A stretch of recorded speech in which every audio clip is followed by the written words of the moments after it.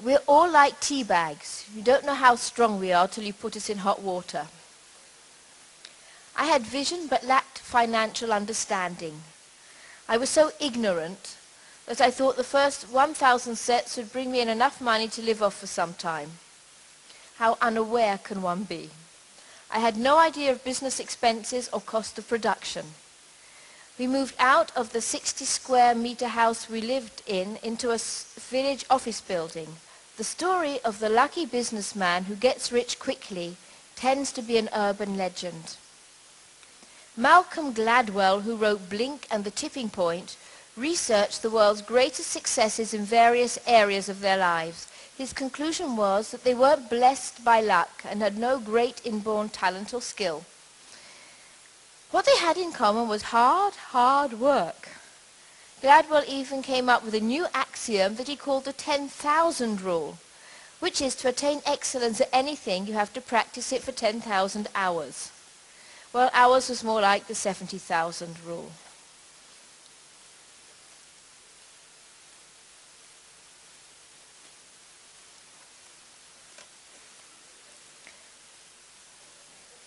Apropos the quote, here's a little grammatical joke. I think Claire would probably like this one. What do you call Santa's helpers? Subordinate clauses.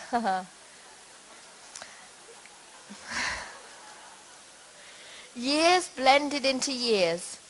Nearly every year I had to bring out a new teaching set. I hadn't taken that into account either. Some sets have since been abandoned and others updated. After 12 years of working very hard to produce materials, we could still barely afford staff, the children seldom had holidays, and still wore passed-down clothes from neighbours. Don't get me wrong, they didn't feel deprived.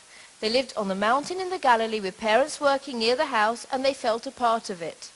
When asked, they will tell you, at least when I'm listening, that they can't imagine a better childhood.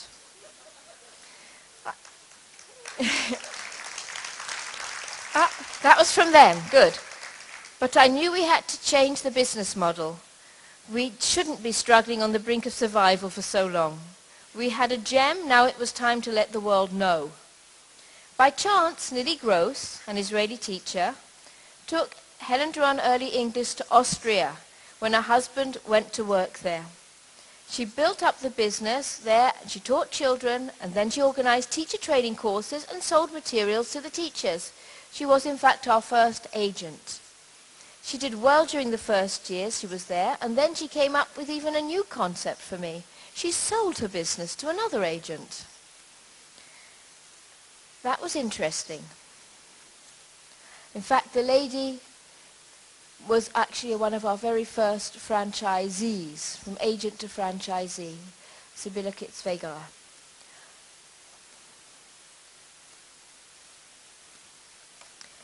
Franchising was born in 1997. Initially, I didn't realize I was franchising. I thought I'd created an ingenious way of marketing. But the first person to take an agreement in hand, Harold Nuremberg, told me that his lawyer said that this was franchising. I argued furiously. But I had reinvented the wheel. Franchising it was. This gave the power to advance as a group who knows what its clients need and who can bring the best products.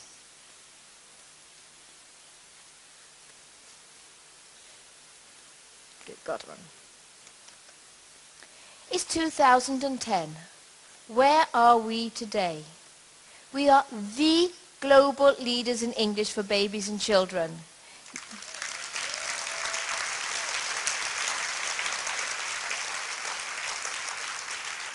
Yes, I have trained my competitors.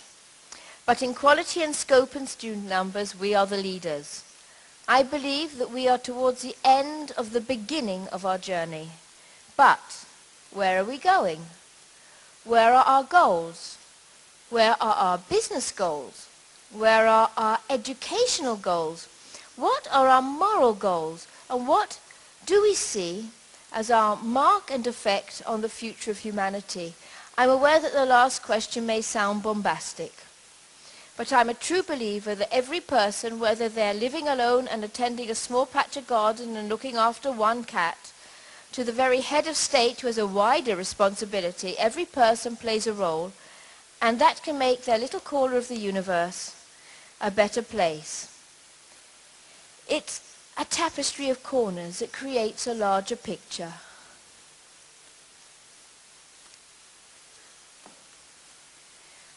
The little boy wasn't getting good marks at school. One day he surprised the teacher. He tapped her on the shoulder and said, "I don't want to scare you, but my daddy says if I don't get better grades, someone's going to get a spanking."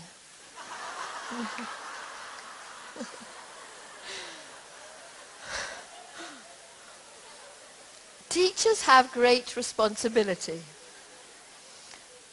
You've already heard Rita Falter talking today. Yes, we're touching the lives of children and their families. But Rita gave us some poignant and inspiring examples. But how far does it really go? Can we quantify that influence? Please turn to your neighbors and in groups of 2, 3, 4, discuss the ideas. Write them down. After 4 minutes, you don't have much time, I'll ask some of you to put forward your ideas. From here, we'll just take 2 minutes. A couple of people will say their ideas.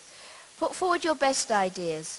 If you can't say them, as most of you will not be able to, we'll ask somebody to come round and collect them. If somebody can put together a little bag, we'll put on stage at the end of my talk, and people can put their ideas in, and we'll write them up. How can we quantify our influence?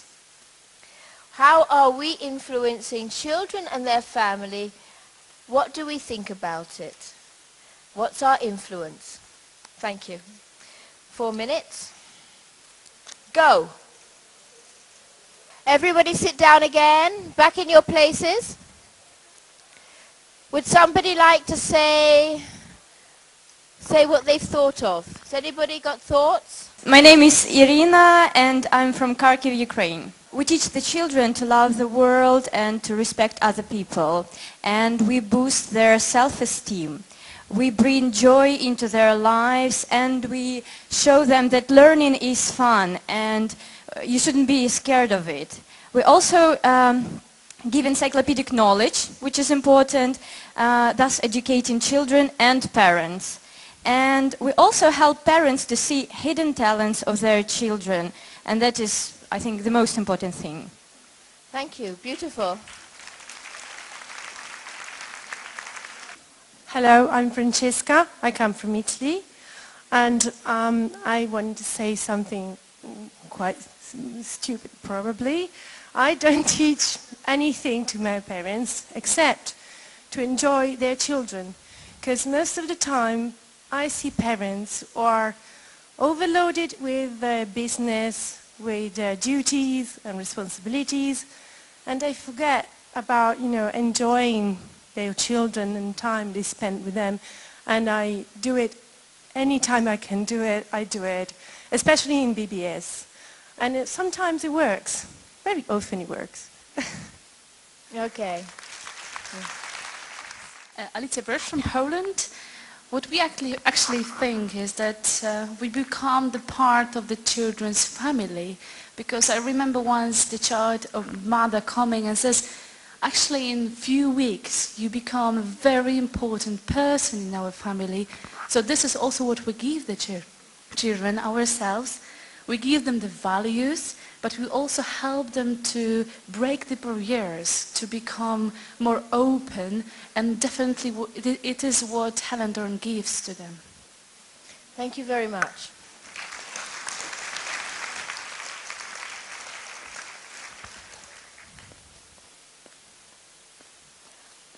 I hope that we are influencing the world's children in individual influences would be self-confidence, self-esteem, knowing another language like a mother tongue, greater brain capacity, greater tolerance, better job prospects. And we do this very largely by affecting their families as well as them. The wider influence is bilingualism, which brings biculturalism, multilingualism in some cases for children, which brings multiculturalism, and more so if the child starts early. What do you call a person who speaks 3 languages? Trilingual. And a person who speaks 2 languages? This person who speaks 1 language? American.